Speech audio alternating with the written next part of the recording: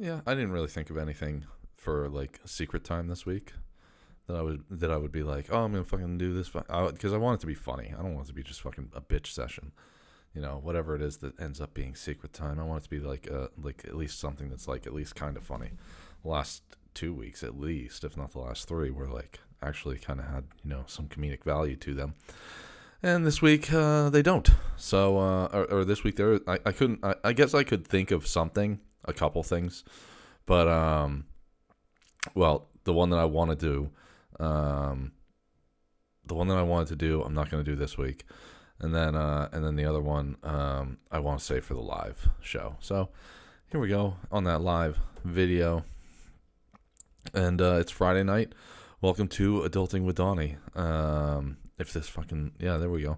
Welcome to Adulting with Donnie for Friday, April 15th, 2022. I haven't done a Friday night episode in a while. But I got kind of I don't know if I'd call it free time necessarily.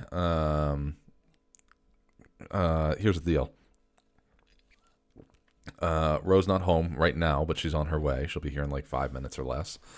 And I also am doing I think I've talked about it. I know I've talked about it on here before. I do a show with Tom called New England Natives. And I got that show coming up at like 9:30. So I got a little bit of extra time tonight to do this before he and I do that. So I just figured I'd knock this out real quick. This is my day off this week. Actually, I got the whole weekend off, which is actually kind of nice.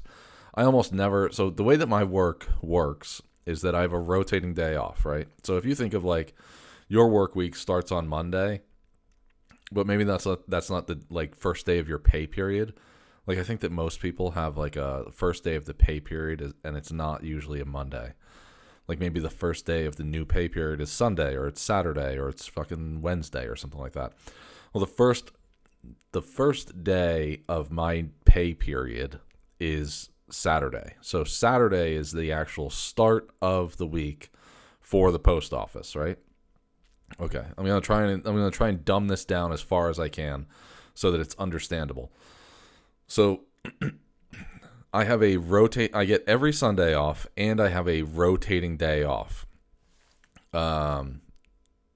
So if 1 week it's Saturday, then the next week it's Monday. All right, because I already have every Sunday off, right? So if 1 week it's Saturday, then the next week it's Monday, and the week after that it's Tuesday, and the week after that it's Wednesday, and so on, right? So the way that works is that this way, every 6 weeks with the post office, for me, a city mail carrier, every 6 weeks I end up with Friday, Saturday, Sunday off, because the end of my day off for that particular week ends up being Friday, and then Saturday is the start of a new week. And I get Saturday off as well, and then obviously I always have Sunday off.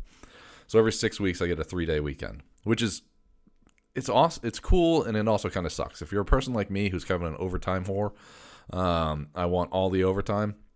It kind of sucks because taking Friday, Saturday, and Sunday off, that's waving goodbye to 16 hours of overtime. I get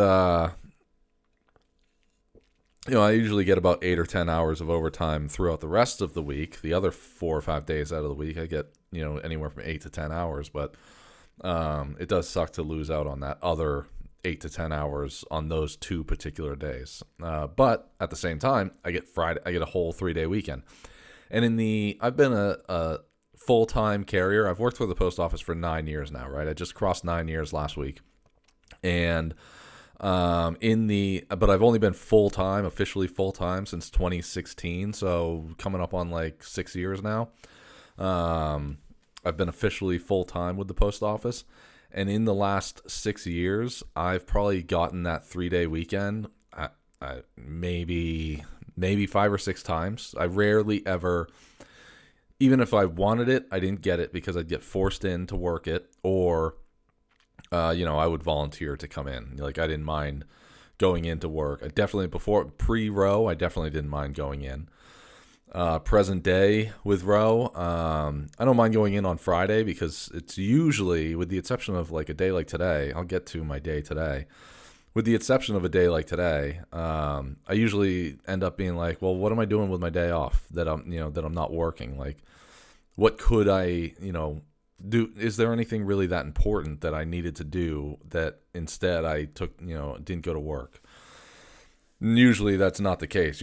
Normally it's like, okay, I get the day off today. I guess I'll just sit at home and fucking watch, Red Notice for the 100th time, or play 2 hours of Fallout, or sleep all day. I mean, I've done that before where I have a day off, and I end up like I'll fucking lay in bed. In fact, had it not been for certain things today, I very well may have stayed in bed until like noon, which even that's kind of a rarity for me. Like usually on Sundays, by 9 o'clock, Ro is telling me to get out of bed, and I'll go downstairs and feed the cats and watch TV or something, lay on the couch and chill out. But like today, I was so fucking tired. I was tired this morning, and if I didn't have things that I wanted to get done today, then yeah, I probably would have just stayed in bed all day. So, but as it stands, I did have things that I wanted to get done. So I took my 3-day weekend. I shouldn't say I took it. They just didn't force me into work. They didn't even ask me to work, which is crazy. Because they almost always want people to work their day off, especially if they're on the overtime list like I am. They didn't want me to work this weekend, which is perfectly fine with me. I was psyched to kind of maybe not have an entire weekend with Ro, because I know that we both have shit to do. Tomorrow night I'm going to go, my friend's birthday is this weekend, so we're going to go shooting and go out for drinks and stuff after. And then her sister's confirmation is today, so... Or I'm sorry, this weekend is this weekend, so she's gonna go to that, excuse me, all the stuff that comes with that. So, so we're both busy on Saturday, anyways. But I still, like the idea of being able to sleep in a little bit together and not really have, Sunday is Easter Sunday, so we're gonna hang out at home, and she's gonna cook. She bought a ham, and I know that she's gonna cook some incredible meal. Because that's what she does. So, but today, first of all, to start the day, my watch that I always talk about, the watch that I love, that Galaxy watch that I love, that I always talk about, did me dirty today. Did me kind of dirty today. I think what happened was I woke up and my right arm, which is where my watch is, my right arm from the shoulder to my fingertips was completely asleep, right? So for me, the only way to wake that up is to start, is to lift it and drop it down, lift it, drop it down, lift it, drop it down. So that's what I did. And somehow I accidentally activated the SOS on the watch, which... I didn't know this until this morning, automatically sends a message to 911. This thing sent a message to 911 saying that I had suffered some kind of fall, and I'm still asleep. It's only like 7:15 in the morning. I'm still asleep, and Ro comes into the bedroom and wakes me up, and she goes, "Hey, your watch just texted me," because I have the setting set so that if something happens to me, if I were to be in like a car accident or I take an actual fall or something like that, if something happens to me, it automatically texts Ro and says, I've had an emergency, or what did it text her? Actually, I don't know if it texted me the same thing. Let's see. I'm in the wrong text message thread. Let's see here. Here we go. Emergency. So it pops up on my phone as emergency. This is what it is. It sent to Ro. It sent SOS. I need emergency help. Sent from my watch, and then I get a reply text saying New Hampshire 911. You've reached New Hampshire 911.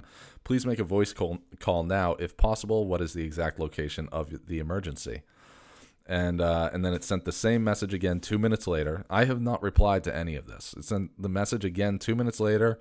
And then 3 minutes after that, it says 911 center has ended your emergency dialogue. A voice call to 911 is best. Text if you cannot call. The 911 operator has ended your text session. So like I said, she comes in because she got the same message. SOS, I need emergency help. That's the message she gets. And And she wakes me up, and I look at my phone, and I see those couple messages. But I mean, what am I going to do? Text back 911? No. All of this is just automated stuff, anyways. It's not like there's an actual, there probably would be another person on the other end if I text them, but it doesn't really matter at the end of the day. What am I going to do? Text them back? I'm fine. I'm okay. Because I already know what's coming next, which is exactly what happened.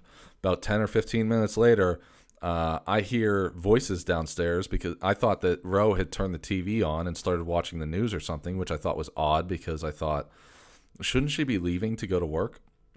And not the case. Portsmouth Police was outside the door. Portsmouth Police got the call for a 911 hang-up at our address. So Portsmouth Police is talking to her, and I hear her say, I can only hear her end.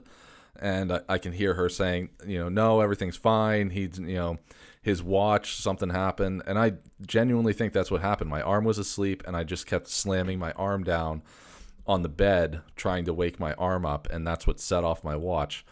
And I can hear her downstairs. What I thought about doing was just kind of, maybe grabbing like a sock or something, or covering my mouth and being like,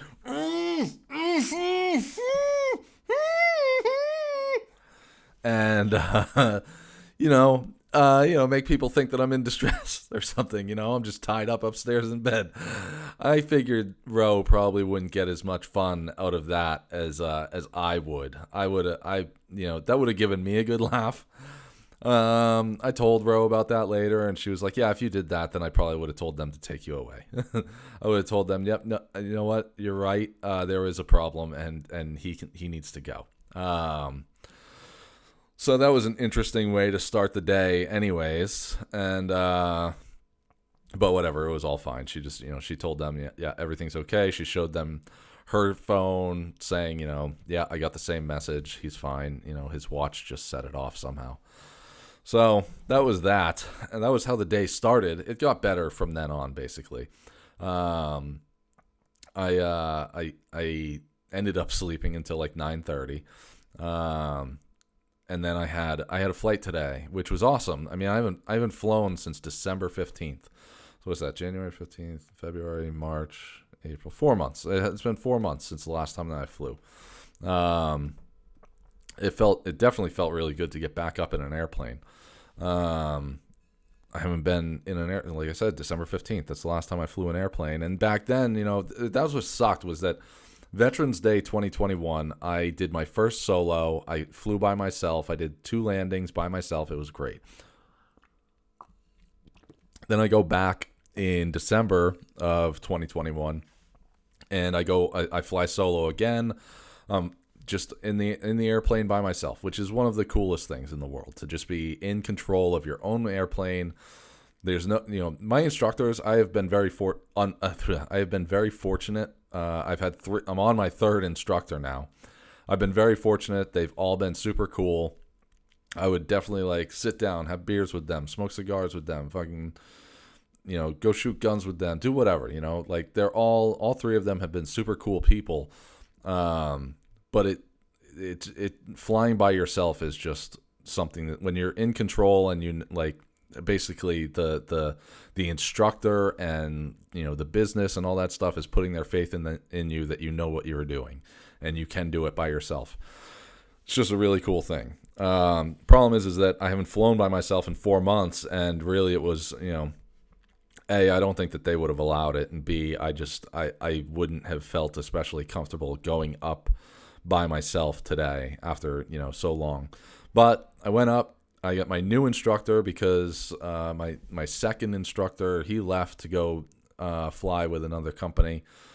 So I got my new instructor now, and met him today, and we went up and did some of the maneuvers that you're supposed to do when you fly, stalls and steep turns, and then we went to another airport, did a couple landings there, and then came back to the Portsmouth airport to do.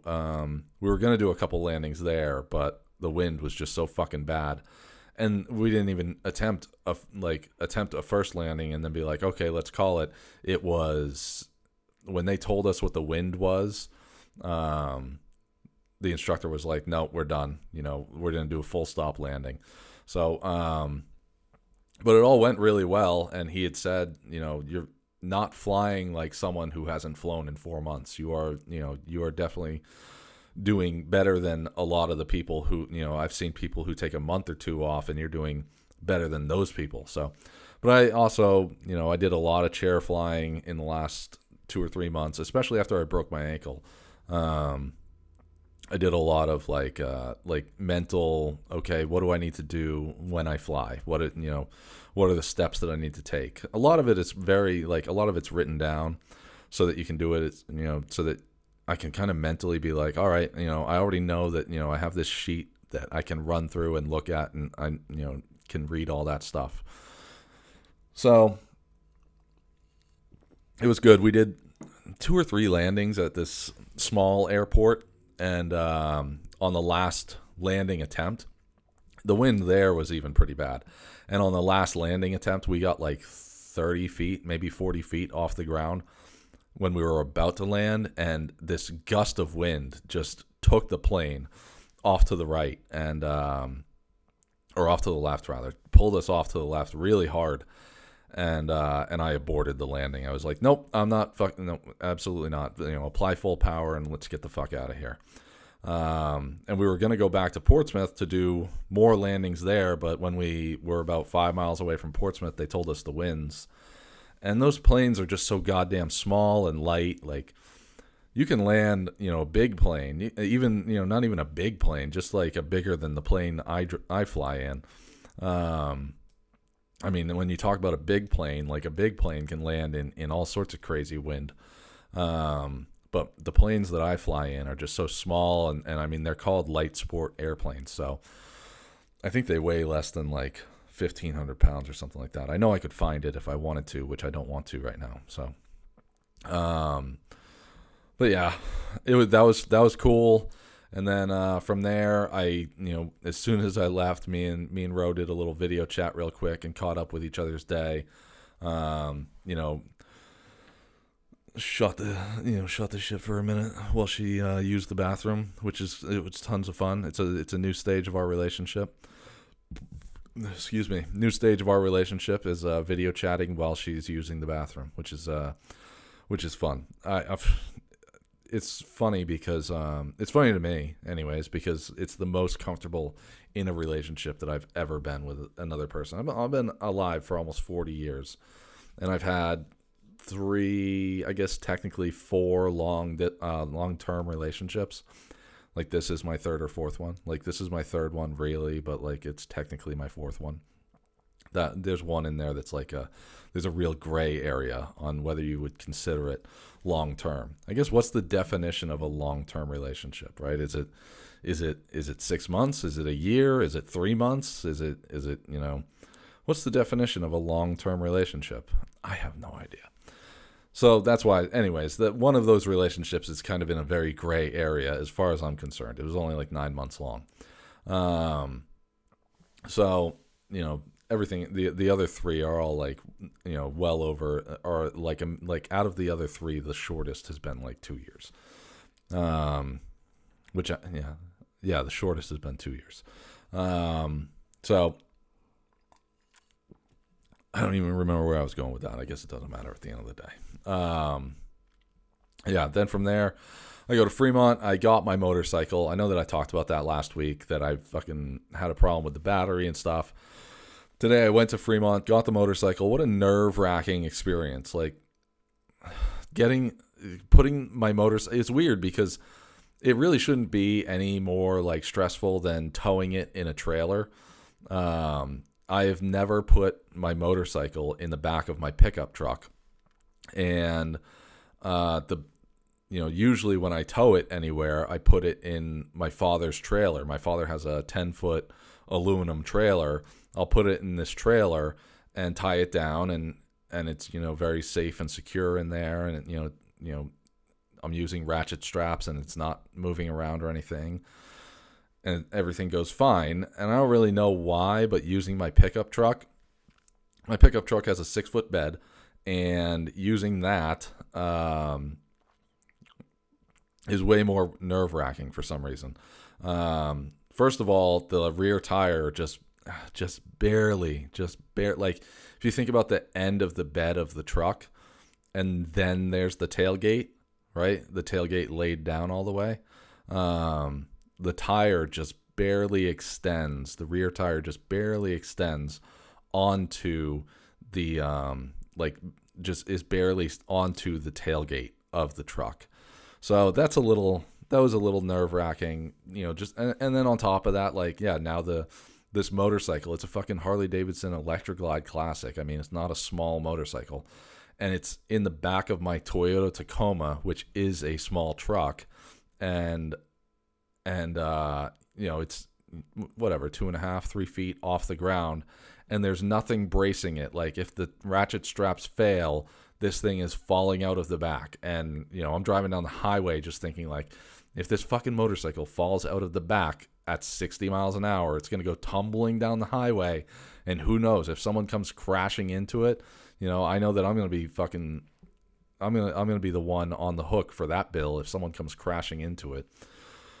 So it was a pretty stressful ride. I left my father's place in Fremont where the motorcycle was. I didn't make it 1 mile before my 4th stop. I stopped 4 times to, get out, check the straps, make sure that it's still sitting right and everything.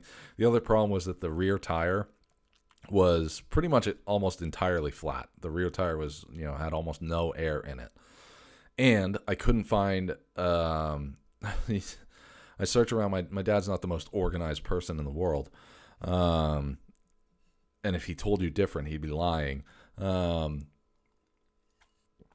down there at his farmhouse trying to find, I found an air compressor. That's a pretty big thing, right? An air compressor.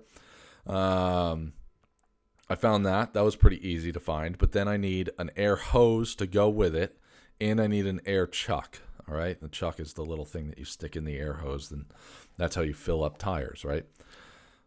Out of those two, out of an air hose and an air chuck, the easiest of those to find should be the air hose. I found the air chuck after half an hour of searching. I found an air chuck. Air hose, nowhere to be found, anywhere. I tried calling him. He didn't answer the phone, so I gave it another 10 minutes of looking before I gave up, and I loaded the motorcycle into the back of my truck with the flat tire on it and drove back to Portsmouth, and then I stopped at a gas station and just put air in it. The thing was a fucking mess. The thing was so dirty because I didn't treat it very good last summer.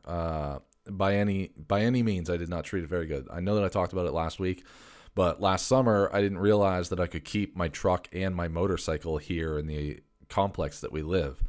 I thought that I could only have one vehicle in the parking lot.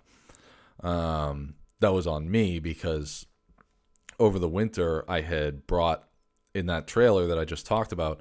I had put my snowmobile in that trailer, came here, parked the trailer in a parking spot, unhooked it, and then moved my truck into a regular parking spot. And the next day, Ro gets an email from the office saying, "Hey, you can't do that." And I understood that as you can only have one vehicle there. I didn't realize that I could have my motorcycle and the truck here at the same time. So over the winter, I was talking to Ro, and I was like, "Oh, do you think you can talk to the office about, where can I park my motorcycle this summer?" She's like, "You can park it right there in the fucking parking lot, dumbass." She didn't add in all of those expletives that I just said, but that's basically what she said. She said, "You can park it right in the park." What are you talking about? You can park it right in the parking lot. And I said, my thought on the thing, and she said, "No trailers." So that's where the miscommunication was that I thought it just meant, I couldn't have my truck and another vehicle. The reality was that I just couldn't have the trailer there, right? So anyways, she tells me now I can have my motorcycle here, which is great. Because last summer it was, I'd spend all this time, I'd be in Fremont one night and be like, well, if I drive my motorcycle to Portsmouth, then I'm stuck with the motorcycle for a couple of days. And then there was also like nights where her and I stayed in Fremont, but we rode there together.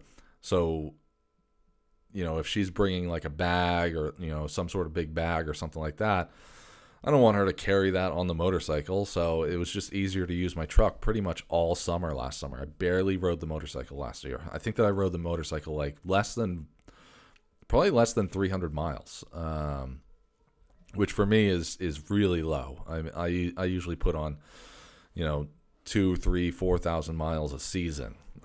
So I barely rode it at all last summer. So this summer I'll do a lot more riding to and from work. I'm going to get a new tire put on it next week. And then so there was that. I was psyched to get it home, get it off the truck. All of that went super smooth, especially because over the winter, Ro bought me these ramps, these folding ramps to, the images show people using them to load like a lawnmower or an ATV or something like that. So I used one of those. It comes in a pair, but I only needed one of them because it's a motorcycle. So, excuse me. So I used those to load the motorcycle on and off today, which it worked out great. And then, it was, like I said, that's what I was getting at. It was a fucking mess. The thing was so dirty from just sitting in the driveway last year, almost all year. And it had a tarp over it, but every time it rained, it evaporates and all that dirt gets onto the motorcycle. And then over the winter, I stored it in a barn, which is, it's not really hidden from the elements at all. It's still fucking dirty in there. So the motorcycle it wasn't even just, I don't even want to call it dirty. It was like stained. It was pretty fucking bad. I took it, after I got home and got it parked and, got it all situated. I was going to meet Ro and her friends out for a couple drinks. And before meeting them, I wanted to go wash it. So I went and washed it, and I'm not even joking. Like, if you think of like a pressure washer, because that's what I'm using is a pressure washer. I had to hold the pressure washer about an inch off of the surfaces in order to get a lot of that dirt off. A lot of these like wicked dirt stains. I mean, it was just bad. And now, of course, because water got into it, my radio isn't working, which is fine. I wanted a new radio anyways, so I'm going to have to look into a new aquatic radio to put in my motorcycle. But that's no big deal. I mean, this will be like my fucking 4th or 5th radio that I've put in that motorcycle. Part of that is because sometimes they just die, and part of it is because I haven't been satisfied with any of the ones that I've used in the past. I think the first one I liked quite a bit, but the problem was that it was made for an iPhone. It was literally made for like the iPhone 4. It had like a slot that you could slide your little iPhone into, and I had an iPhone 4 at the time, so it worked out great. But I haven't had an iPhone since like 2013. Well, no, that can't be true.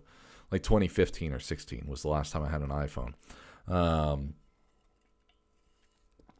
And I switched, that particular radio did not have Bluetooth, which is something that I love. I absolutely love Bluetooth. Like, Bluetooth is one of the best inventions ever. I don't know how it works. I think that it's witchcraft, but Bluetooth headphones, Bluetooth, my watch is Bluetooth radio receivers, all of it. Bluetooth is absolutely one of the best inventions ever. So yeah, that has been my day today. And now I think that Ro is playing softball in the morning. So, who knows what tomorrow will bring. Maybe I'll go to the gym. I got to get back into the gym. I got to get back into eating healthy and going to the gym on a daily basis.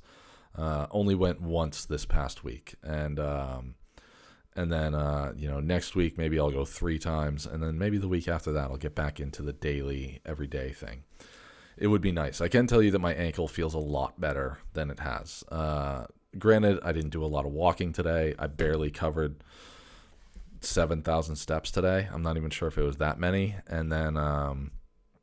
but yesterday I covered like 21,000, and by the end of the day, my ankle was fucking killing me. Today I haven't had to take any ice or take any Advil or anything like that, but I probably should, because I gotta stay on top of this fucking thing. But anyways, that's all beside the point. Yeah, so I don't know what the rest of the weekend will bring. I got to clean up some guns. I got this birthday party thing to go to tomorrow night to do some shooting. And then I guess my buddy, the friend who it's his birthday, he's a member at this gun range. So he can rent lanes and stuff. He kind of has some access that the public isn't widely available to. So he's going to we're going to do like a firearm simulator, I guess. I'm not really sure what that's all about. And then we're going to do regular gun shooting, which will be fun. And then we'll go get some drinks after that. So it'll be a cool night. And maybe maybe tomorrow I'll smoke a cigar, or maybe on Sunday while I'm cleaning up some guns, I'll smoke a cigar. I don't know. The weekend is young. It's just barely started. So anyways, I had to pop this out. I wanted to pop this out tonight before New England Natives, which is what I'm about to do with Tom.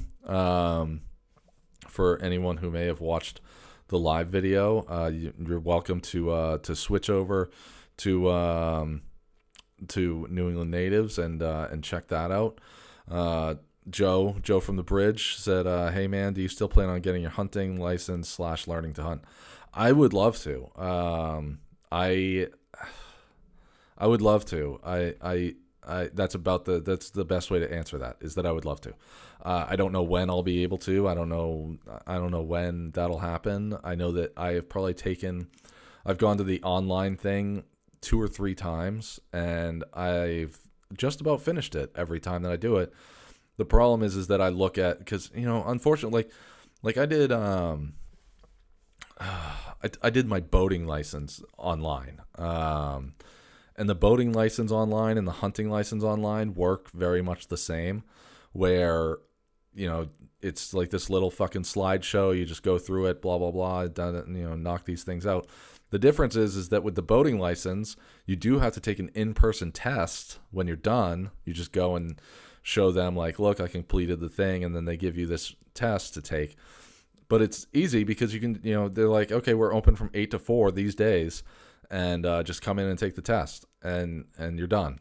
The problem with the fucking hunting one is they're like, here's the dates that you can come, and you have to sign up in advance, and, it fills up quick. And so to answer your question, I would love to get my hunting license. I'd love to go hunting. I've always wanted to get a deer and I for a while, I don't know if I still do or not, but for a while I always thought it would be really cool to get my own turkey for Thanksgiving. Problem is that I hear that the turkeys here in New Hampshire, not very delicious. So I don't know. I guess I would have to try someone else's turkey that they got and decide just how much it's worth it to me to get that. But anyways, I'm going to jump over to New England Natives now after I go say hi to my mate real quick. And I hope you all have as awesome a weekend as mine has started off as. All right? Good night.